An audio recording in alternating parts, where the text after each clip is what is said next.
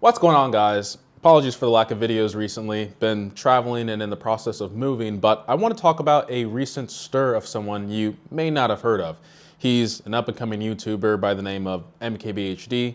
He has 18 million subscribers, very famous in the tech space, alongside Mr. Who's the Boss, another 18 million subscriber tech channel. Combined between the two, they have over 30 million subscribers in the tech space.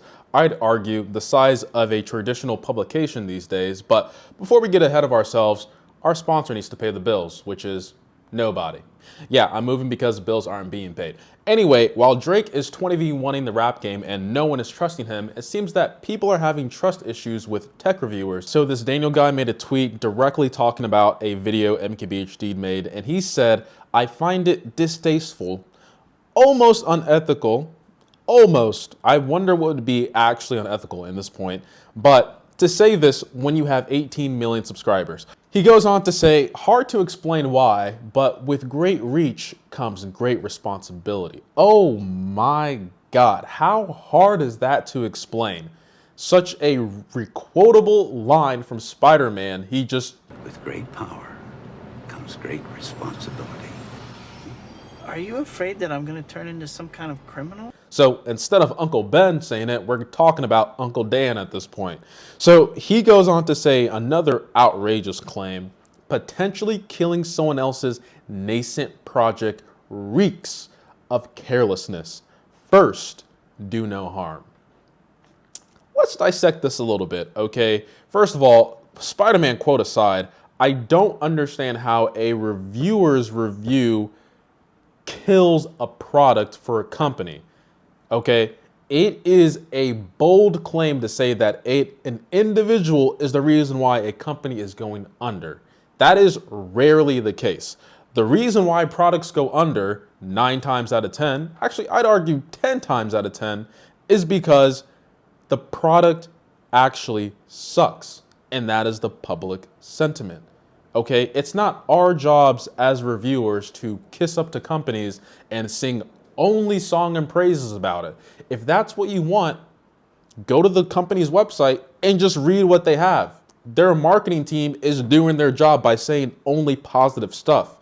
Reviewers give, what we're hoping, unbiased opinions in their experience using their product. And you can cross-reference it with other reviewers, other publications, and if the sentiment is generally the same, we can agree to disagree on whether the product is good or bad. So let's back up a little bit and talk about the situation at hand, okay? So MKBHD made a recent video where people were saying he was overly negative and he could be the result of companies potentially going bankrupt whenever he does a negative review, which I really don't think is the result of any tech reviewer's video or post. It's up to the consumer, and the consumer dictates whether a company succeeds or fails, and that is their product. If the product sucks, it's gonna flop no matter what anyone says online. Now, MKBHD or any other large YouTuber, like myself, kidding, we can make videos saying that the Humane AI Pin is an amazing product, but guess what?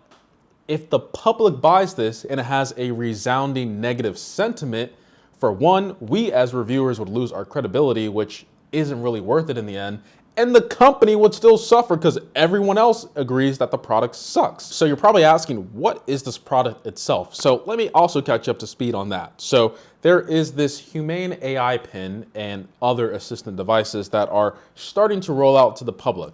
And long story short, these companies are making square-sized devices that you either wear or carry around with you, and it essentially does everything that your phone does, but worse. Here are some claims from Humane AI's website themselves. Your own researcher, interpreter, photographer, communicator, and DJ step in to help answer questions and everyday tasks. I think I added a word in there, but I don't really understand how it does any of these things better than any of these devices you see on this table. Obviously, these are flagship phones, but even an iPhone from 5-10 years ago and a Samsung A52 that cost half of what, not even half, probably like a sixth of what this product costs, can do it better than anything I just said. So MKBHD made a video dismantling this product, and I'm exaggerating because I think people on Twitter live in a infinitely exaggerated world where this guy made a 25-minute review with plenty of evidence justifying on things that the company is attempting to deliver, and newsflash, not really delivering on their expectations and what they're marketing. I could understand if this was a 9-minute review or even a 15-minute review, but a 25-minute review with plenty of evidence and justification and critiquing in a fair manner, I would say, is rare in the tech space, especially for a new and evolving product. Now, I also don't want to be rude when talking about individuals themselves because, people who are at the company and, the developers, they spent their own time and money making this. But at some point, the deeper you look into these companies and the way they answer some questions, it just doesn't add up. So I'm going to show you guys, we're going to watch together, okay? We're going to watch this interview that came out well before any tech reviewer's video, and let's gauge our own judgment on this device from the CEO himself. Our next guests are a husband and wife duo who co-founded a company called Humane, which recently launched a wearable AI device. Joining us right now is Imran Chaudhry. He's the chairman and president of the company, and Bethany Bongiorno. She's the CEO of the company. Good morning to both of you. Morning. You're wearing the device. Yes. This is potentially, depending on what you think is going to happen to the future of wearables and tech, the future of how we're going to interact with technology. You guys are former Apple folks. I don't know if can we get the camera so people can see just what we're talking about in case they're uninitiated. Little things on their lapel. One thing I want to point out, there is this sentiment about like X company launching a new product. First and foremost, I think it's very admirable to work at these companies. I don't think they're easy to get in. I've been rejected plenty of times. I've given up at this point. But these are ex-Apple employees, and even in their whole marketing lingo, you can even tell where Apple was sprinkled onto them because they're calling this like contextual computing. With a lot of new things that use things like contextual compute. And that's almost like Apple saying, instead of virtual reality or augmented reality, this is Apple's first ever spatial operating system. Spatial computing. It's literally taking a photo or it's doing a search using some language model. That's it. Anyway, let me not get ahead of myself. Which you can't really see. Okay, Bethany, you can see a little bit because it's silver. Imran, you can't see as much because it's black, so it blends in with your jacket. So, for those who don't know about this, and I watched you on TED, I then saw and everybody, it was the whole internet freaked out because this is a fascinating new sort of way to compute and interact with technology. A fascinating way to compute. This is a guy that I think is, I don't know this guy. I don't really watch CNBC, but he just seems so bright-eyed on this company and just hearing all these crazy buzzwords. This contextual computing. Bro, it's literally just sending messages to a prompt AI. It's not that crazy. Technology, but tell us what it does and how it works, if you could. Yeah, so this is AI Pin. It's the world's first AI-powered mobile compute device. It works by using natural language, touch on the touchpad, and gesture, and is capable of doing just about everything that you can do on a conventional phone, with a lot of new things that use things like contextual compute, optical sensors to bring in what you see around you when you want it. This makes no sense. He basically said this does everything that your smartphone can do, but with that contextual computing on top with our AI. Bro, what? This whole AI thing is like the whole crypto craze that has happened and is ongoing. You just slap crypto or AI in front of something and the whole world just goes crazy. It's a small pager with some smartphone functionality, but worse. Let's continue. It's privacy first, so it's not always recording. It's actually just doing things when you want it on demand. Is it doing something right now? Or are you It's recording not. us? It's doing nothing right now. But this is all about sort of a screenless thought process about how sort of we interact. But it's all mostly voice, some hand. Yeah, And so the hand is, I can bring up a laser projection system, which I can show you right now. And turn around, maybe you can get that on camera. Oh, yeah. I see your hand. Yes, Yeah. I see your hand. The one thing I will admit from this company is I do think the laser projection and how you interact with it is pretty cool, using your hand and whatnot. But it really just doesn't seem practical. Let's continue. Can you see What's that? that? Yeah, what's that? I feel like I'm on Shark Tank and I'm holding myself back on not to laugh. Don't laugh too hard at the guy. What? Like, what? Tell me something you would use that for. So you use it for just about anything, like sending texts or checking up on any notifications that you've got in, stuff that you do just all the time. How would I know without seeing a screen that somebody was texting me and I'm So you, I love this woman because unlike the guy on the left, she's asking just very basic questions on how this thing works. And she's thinking and saying things that we're probably both thinking. So this does the same thing as our smartphone, but there's no screen. So how am I supposed to like look at notifications and send messages? Now, the CEO himself said, hey, use the laser projection, right? But you don't really need that because it's really based off your voice. but it's not something that you need because the device is actually built to be multimodal. That means you can use it however you want. So if I can't see anything like my notifications or my previous messages, how does that actually work? Let's hear his answer. You get there's a speaker that's built in, and then there's a user LED called. So that's what I want to ask you about. Is the expectation that people are going to use this with headphones on, without headphones on? Sometimes I'll be at a meeting, Yeah. right?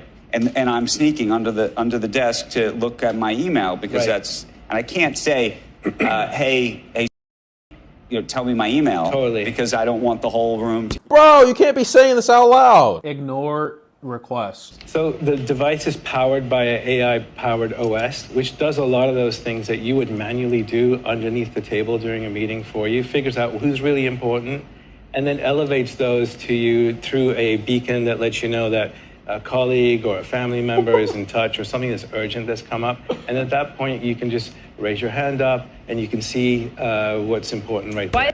Wait, okay, hold on. This lady might ask the question that I'm about to ask. Is that better than the watch that Apple has out at this point? Let me get an Apple Watch. This woman's cooking. Let's break down what this guy just said.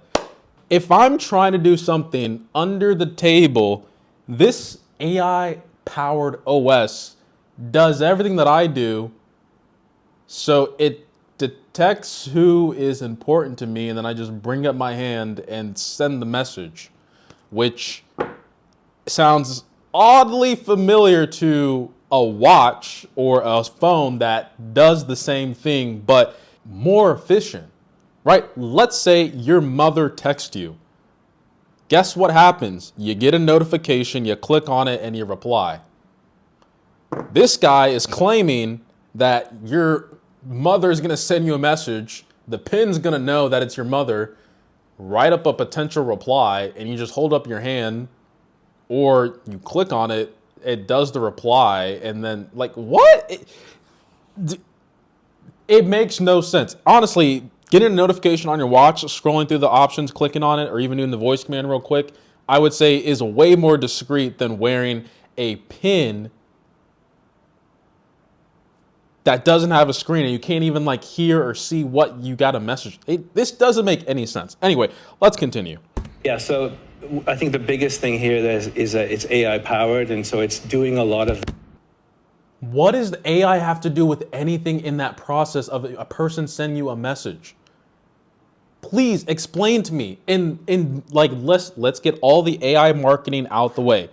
Tell me on a fundamental level, a message gets sent in, how AI has anything to do with it if I still have to send it back. Let's continue. That heavy lifting for you, so you just actually engage with it when it's really important. But seriously, if I'm in a meeting and I'm talking to somebody and all of a sudden it does what? It buzzes or something, and Dude, this woman is killing it. She is not even drilling them that hard. She's like, okay, but seriously, like AI aside, how does this thing do anything better than what I'm currently using right now? Let's go back. Did you hear it? She said, but seriously. That heavy lifting for you, so you just actually engage with it when it's really important.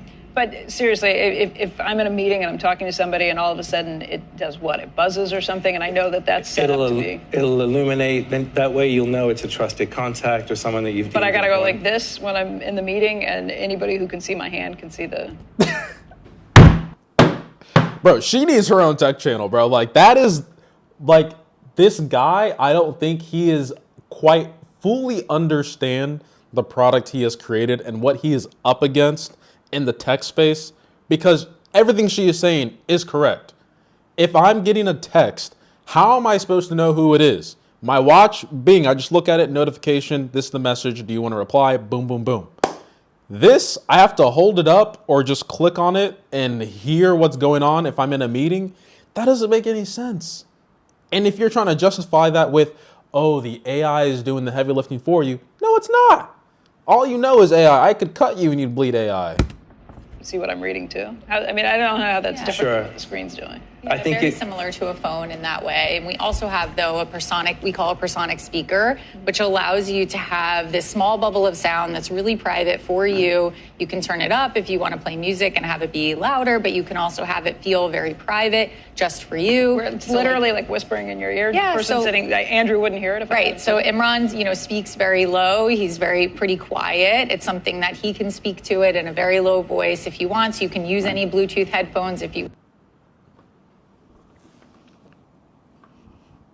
Are you guys listening to what I'm listening to right now?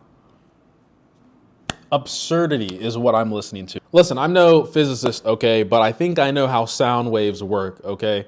So if the speaker is vibrating airwaves into this space that we all live in, I don't think it's possible that if I'm sitting here and a person standing here and this thing goes off, the person over here is probably going to hear everything that's coming out. It's probably going to be faint, but it's not going to give me like a small bubble. This is like the whole Dolby Atmos thing where it's like you're in a dome of speakers.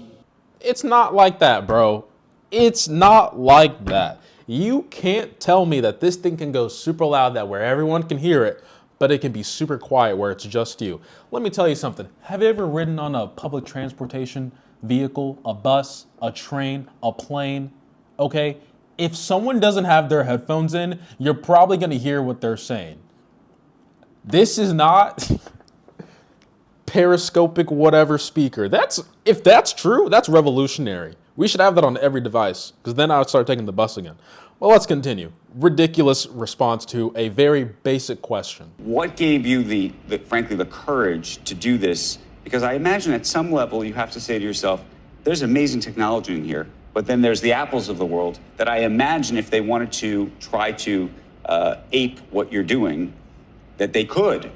Maybe they could put a lot of this technology into their watch if that's the form factor they decide. The watch already does this. Apple's not going to spend billions of dollars on making an AI pin when a watch and a smartphone can do the same thing. Arguably cheaper, like $699, that's an Apple Watch Ultra territory, bro. With $24 a month? You're crazy. Crazy. I don't know, or something else. Just walk us through sort of the thought process about that.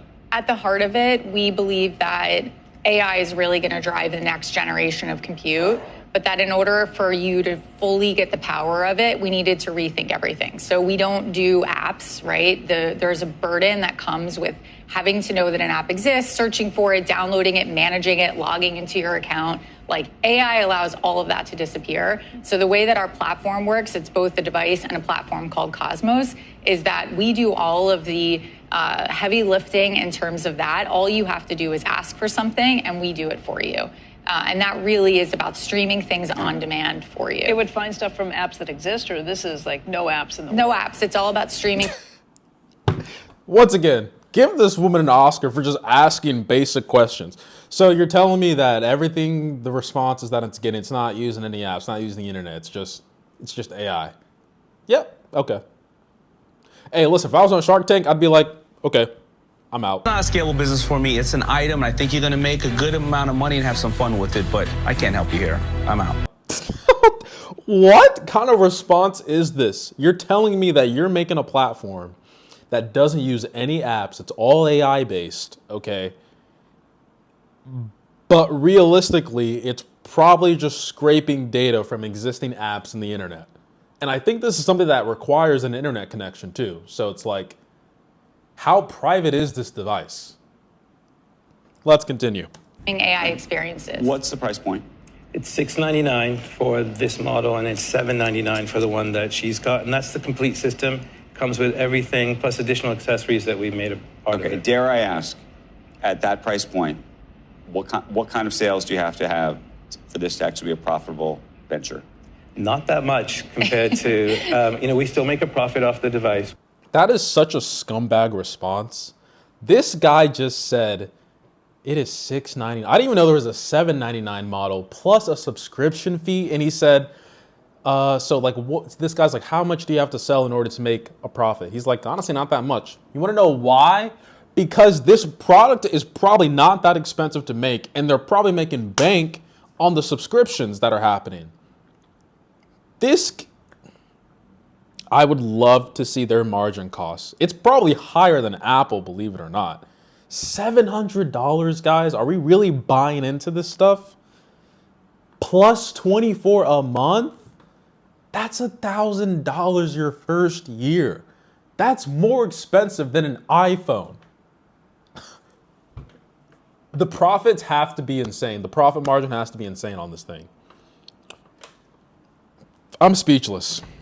Which is something that's really unique. We worked really hard to make sure that we've got that going for us. And our margins are pretty decent, both on the software side and the hardware side. You want to know what the software side is? It's probably just some basic UI that holds all your messages, your photos, and things like your reminders, your notes, and stuff like that.